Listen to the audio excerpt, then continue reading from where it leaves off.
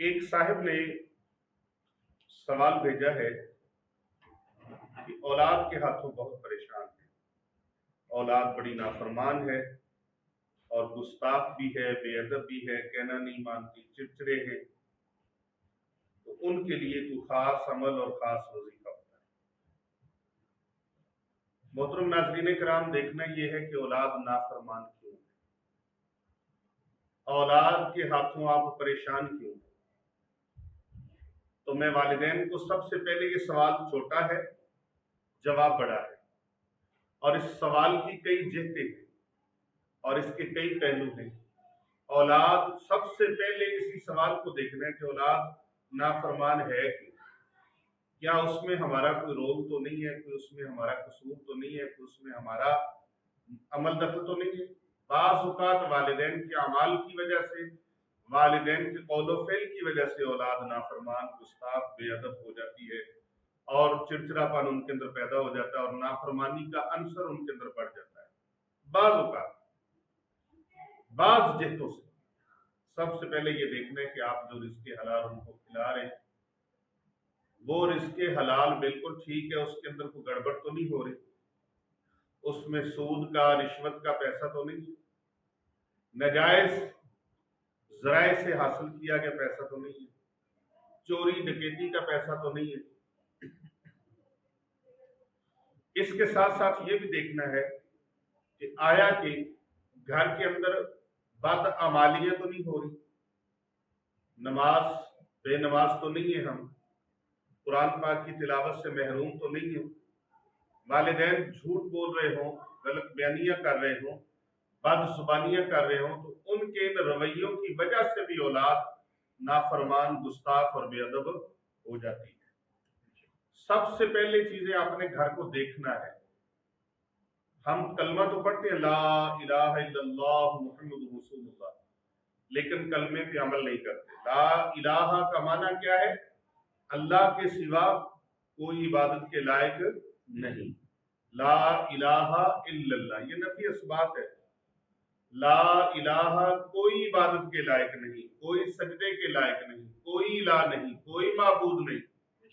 الا اللہ، اللہ کے سوا۔ محمد رسول اللہ، حضرت محمد صلی اللہ علیہ وآلہ وسلم اللہ کے رسول ہیں۔ اب ہم یہ کلمہ تو پڑھتے ہیں، کتنے لوگ ہیں جن کو کلمے کے معنی کا نہیں پتا، کلمے کے ترجمے کا نہیں پتا،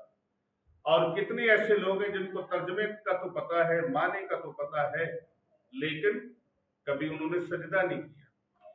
زبان سے کہتے ہیں لا الہ الا اللہ، اللہ کے سوا کوئی عبادت کے لائق نہیں، اللہ کے سوا کوئی سجدے کے لائق نہیں، تو کتنے لوگ ہیں جو سجدہ کرتے ہیں۔ اس کی اگر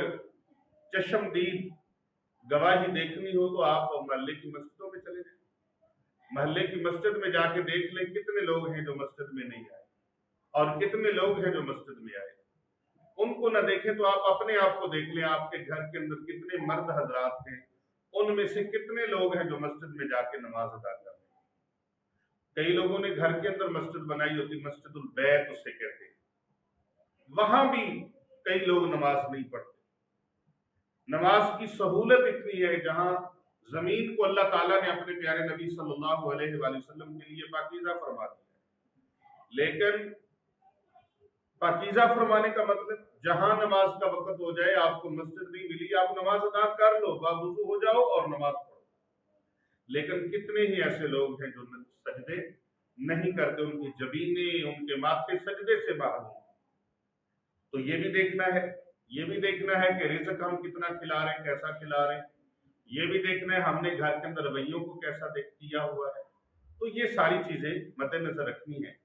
پھر بھی اس کے باوجود اگر اولاد نافرمانی کرتی ہے، آپ کے ملازم نافرمانی کرتے ہیں،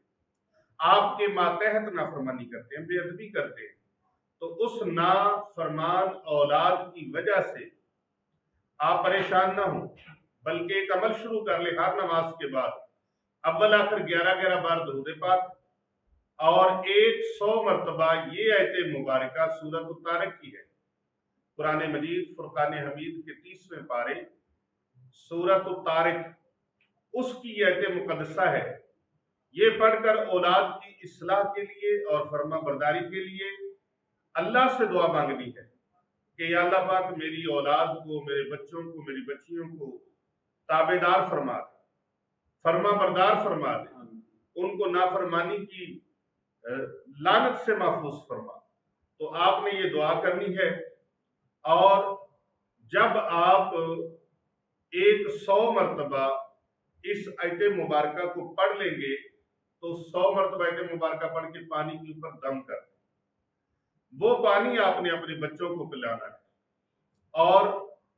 دل کے اندر آپ نے تصور رکھنا ہے کہ یا اللہ میرے بچوں کو میرے فرما بردار بنا، میری ذریت کو، میری اولاد کو، میری آنے والی نسلوں کو بھی اپنے بڑوں کا فرما بردار رکھنا۔ اب دعا سن لیجئے، وہ دعا کون سی ہے؟ سورۃ الطارق کی وہ آیت مقدسہ کا ایک حصہ ہے، انہم یکیدون کیدا واکید کیدا فمہل الکافرین امہلہم رویدا۔ 100 مرتبہ آپ اس آیت مقدسہ کو پڑھیں، اول آخر آپ 11 مرتبہ درود پاک پڑھیں، درود پاک کوئی سا بھی پڑھ لیں، درود ابراہیمی پڑھ لیں، اللہم صلی علی محمد وعلی آل محمد یہ پڑھ لیں، صلی اللہ علی محمد یہ پڑھ لیں، صلی اللہ علیہ وآلہ وسلم یہ پڑھ لیں، الصلاۃ والسلام علیک یا سیدی یا رسول اللہ وعلی آلک وصحابک یا سیدی یا حبیب اللہ یہ پڑھ سکتے ہیں آپ۔ کوئی سا بھی درود پاک آپ اول آخر 11 بار پڑھیں، 100 مرتبہ یہ آیت مبارکہ پڑھیں، اور پھر پانی کے اوپر دم کر کے سارے بچوں کو پلائیں، 11 دن تک پلاتے رہیں۔ افاقہ ہو جائے تو ٹھیک ہے، اگر کوئی کسر رہ جائے تو پھر 11 دن کے لیے پڑھ کے پانی رکھ لیں اور روزانہ ان کو پلاتے رہیں۔ انشاءاللہ اولاد نافرمان جو ہے، گستاخ جو ہے، بے ادب جو ہے، وہ اولاد تابع دار ہو جائے گی، فرما بردار ہو جائے گی، خدمت گزار ہو جائے گی، لیکن اس کے ساتھ ساتھ نماز پنجگانہ کی پابندی بھی کرنی ہے، اور خود بچوں کو نماز کا حکم بھی دینا ہے، اور اس کے حلال کھلانے کی ان کو کوشش کرنی ہے، اور ہر طرح کے نجائز اور حرام کاموں سے بچنے کی کوشش کریں۔ میری دعا ہے، چلے دعا کر لیتے ہیں جی۔ بسم اللہ الرحمن الرحیم، اللہم صلی علی سیدنا و مولانا محمد وعلی آل سیدنا مولانا محمد مبارک وسلم۔ یا اللہ پوری امت مسلمہ کی خیر فرما، جتنے بھی لوگ جادو جنات سے پریشان ان کی پریشانیاں دور فرما،